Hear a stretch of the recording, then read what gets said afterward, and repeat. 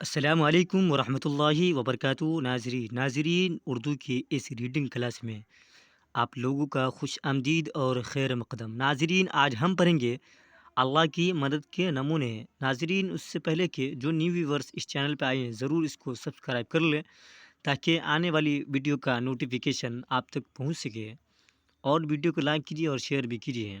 چلیے شروع کرتے ہیں اپنی اردو ریڈنگ کو۔ بسم اللہ الرحمن الرحیم۔ اللہ کی مدد کے نمونے۔ اللہ کی مدد کے نمونے۔ جب انسان اللہ کی نافرمانی ترک کر دیتا ہے ترک کر دیتا ہے۔ ترک کا مطلب ہوتا ہے چھوڑ دینا، اور اللہ کے حکموں کی پوری تابعداری کرتا ہے تابعداری کا مطلب ہوتا ہے اللہ کا کہنا ماننا اور ان کے کہا پر چلنا، یہی تابعداری کا مطلب ہوتا ہے، یعنی ان کا حکم ماننا۔ تو اللہ تعالیٰ ایسے انسان کو مقام تسخیر عطا کر دیتے ہیں تسخیر کا مطلب ہوتا ہے کسی چیز پر قادر ہونا، یعنی اپنے اختیار میں لانا، اس پہ غلبہ پا جانا، اور زمین آسمان پر اس کے حکم کو جاری کر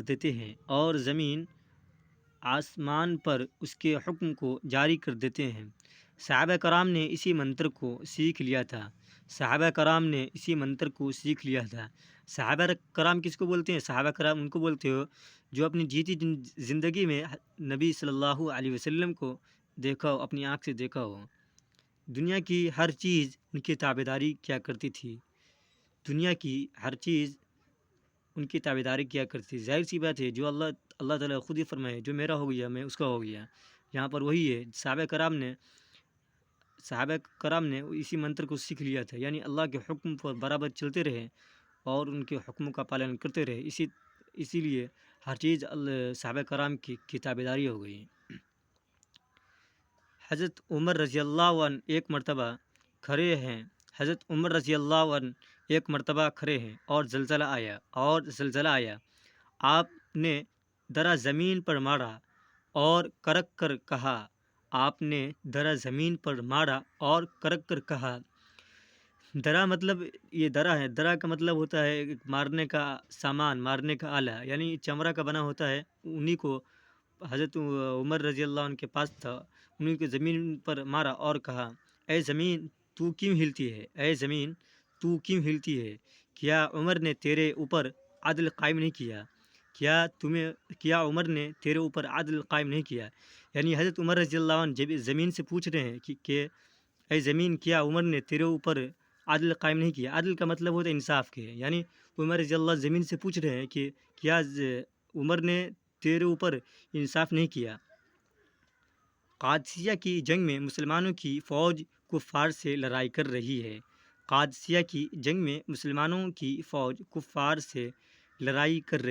کہ اچانک دشمن کا ایک دستے نے پیچھے سے حملہ آور ہونا چاہا، یعنی حملہ آور کا مطلب حملہ کرنا چاہا۔ اچانک دشمن کا ایک دستے نے پیچھے سے حملہ آور ہونا چاہا۔ حضرت عمر رضی اللہ عنہ مسجد نبوی میں بیٹھے ہیں اور پکار کر کہتے ہیں یا ساریت الجبل۔ ہوا نے ان کا پیغام سینکڑوں میل دور ان کی فوج تک پہنچا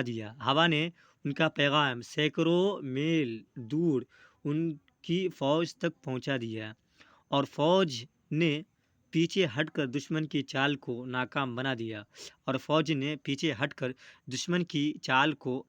بنا دیا۔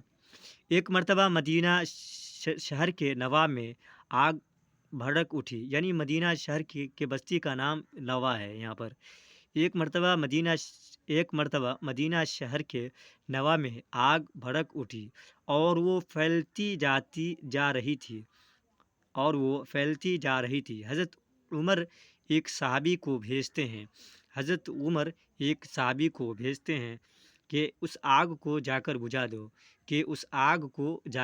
دو۔ چنانچہ وہ صحابی اپنی چادر کو یوں پکڑتے ہیں وہ صحابی اپنی چادر کو یوں پکڑتے ہیں اور آگ پر کوڑے کی طرح برساتے ہیں، اور آگ پر کوڑے کی طرح برساتے ہیں، جس سے آگ پیچھے کی طرف ہٹنا جس سے آگ پیچھے کی طرف ہٹنا شروع کر دیتی ہے۔ وہ صحابی چادر کو آگ پر مارتے رہے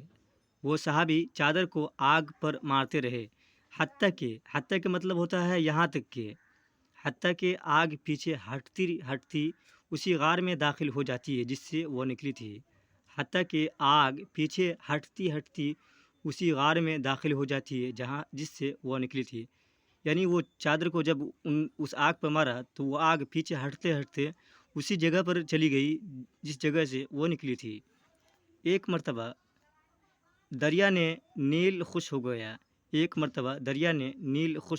گیا۔ خشک کا مطلب ہوتا ہے سوکھ جانا۔ مصر کے گورنر نے حضرت عمر رضی اللہ عنہ کو خط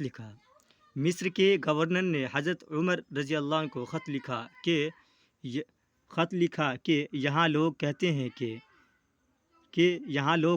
کہ گورنر مطلب ہوتا ہے جیسے ہندوستان کو لیتے ہیں، بھارت کو، یہاں پر ہر ایک اسٹیٹ ہوتا ہے، یہاں پہ بہت سارے 28 اسٹیٹ ہے، اسی جیسے ایک اسٹیٹ کا جو سب سے بڑا سرکاری افسر رہتا ہے اسی کو گورنر کہا جاتا ہے۔ تو اس دور میں بھی کوئی گورنر رہا ہوگا۔ جب تک اس میں ایک جوان لڑکی کی لاش کو نہ ڈالا جائے یہ نہیں چلتا۔ جب تک اس میں ایک جوان لڑکی کی لاش کو نہ ڈالا جائے یہ نہیں چلتا۔ حضرت عمر ایک خط لکھتے ہیں اور گورنر کو بھیجتے ہیں کہ اس خط کو دریا میں ڈال دو۔ اس خط میں لکھتے ہیں کہ اے دریا، اگر تو اپنی مرضی سے بہتا ہے تو ہمیں تیرے چلنے کی کوئی ضرورت نہیں۔ اس خط کو دریا میں ڈال دو۔ اس خط میں لکھتے ہیں کہ اے دریا، اگر تو اپنی مرضی سے بہتا ہے تو ہمیں تیرے چلنے کی کوئی ضرورت نہیں، اور اگر تو اللہ رب العزت کی مرضی سے بہتا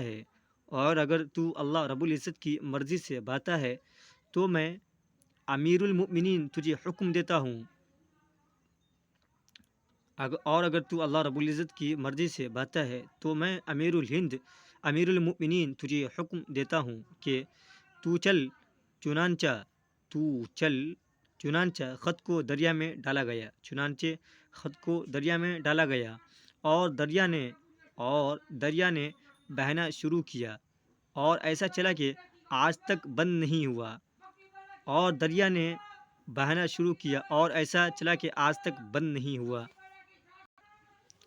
ایک معرکے میں مسلمانوں کے ایک لشکر نے دریا عبور کیا یعنی دریا کو پار کیا۔ عبور کا مطلب دریا سے یعنی سفر کیا۔ ایک معرکہ مطلب ہوتا ہے کہ لڑائی ہوتا ہے۔ ایک معرکے میں مسلمانوں کے ایک لشکر نے دریا عبور کیا۔ دریا عبور کرنے کے بعد یعنی دریا کو پار کرنے کے بعد لشکر کے سپہ سالار جو ایک صحابی تھے، سپہ سالار مطلب ہوتا ہے فوج کا سردار، ساتھیوں سے پوچھا کہ کسی کی کوئی چیز تو دریا میں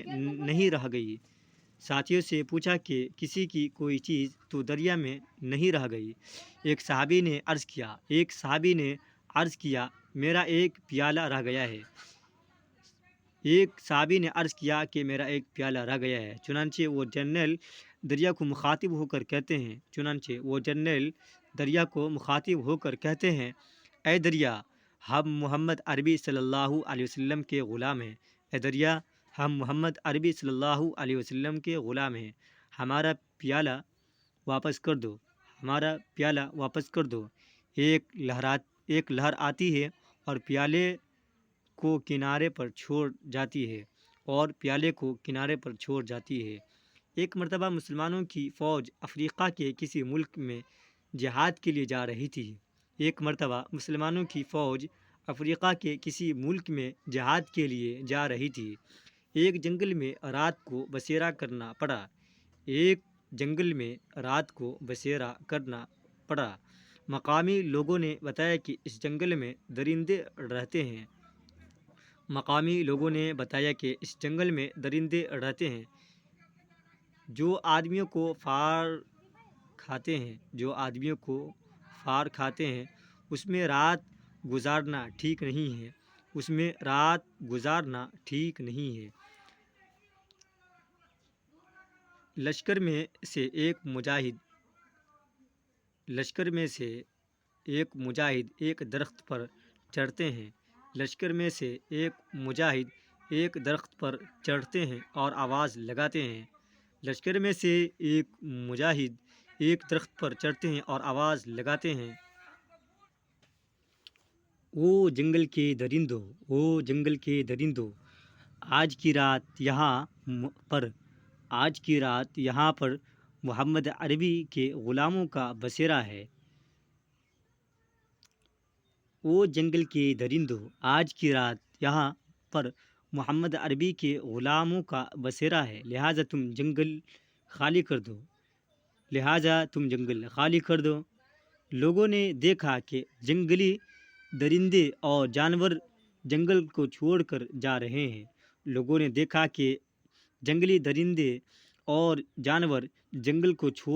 رہے ہیں۔ مقامی لوگ حیران ہو کر مجاہدین سے پوچھتے ہیں۔ مجاہدین کا مطلب ہوتا ہے جہاد کرنے والا۔ مقامی لوگ یعنی اس جگہ کے جو عام لوگ تھے، جو اس جگہ پر رہنے والے تھے، وہ لوگ پوچھتے ہیں۔ مقامی لوگ کا مطلب یہ ہوتا ہے حیران پریشان ہو کر مجاہدین سے پوچھتے ہیں، تم نے یہ طرز زندگی کہاں سے سیکھی ہے؟ طرز زندگی مطلب یہ طریقہ کہاں سے سیکھی ہے؟ جواب دیا کہ ہم نے یہ سب کچھ حضرت محمد عربی صلی اللہ علیہ وسلم سے سیکھا ہے۔ وہ لوگ بھی کلمہ پڑھتے ہیں اور مسلمان ہو جاتے ہیں۔ آج ہماری زندگیاں فساق اور فجار کے مانند ہے۔ فساق مطلب اللہ کا نہ کہنا ماننے والا، یعنی گناہ کرنے والا، اور فجار مطلب لیکن دیکھا کر جو گناہ کرتا ہے اس کو فجار کہا جاتا ہے، یعنی بے شرم گناہ گار آدمی، سنتوں سے خالی اور من مرضی کی زندگیاں ہے۔ آج ہماری زندگیاں فساق اور فجار کے مانند ہے، سنتوں سے خالی اور من مرضی کی زندگیاں ہیں۔ اوپر سے توقع کا مطلب امید۔ اوپر سے توقع یہ ہے کہ اللہ تعالی ہماری مدد نہیں کرتے ہیں۔ توقع مطلب سمجھیے امید۔ اوپر سے توقع یہ ہے کہ اللہ تعالی ہماری مدد نہیں کرتے۔ یہ 100% یعنی 100% سچی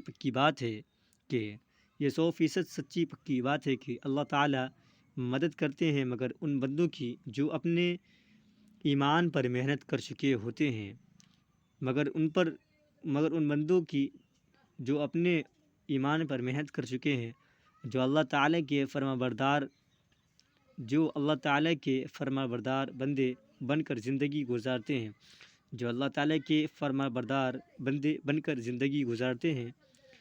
تو اللہ تعالی ان کی مدد کرتے ہیں۔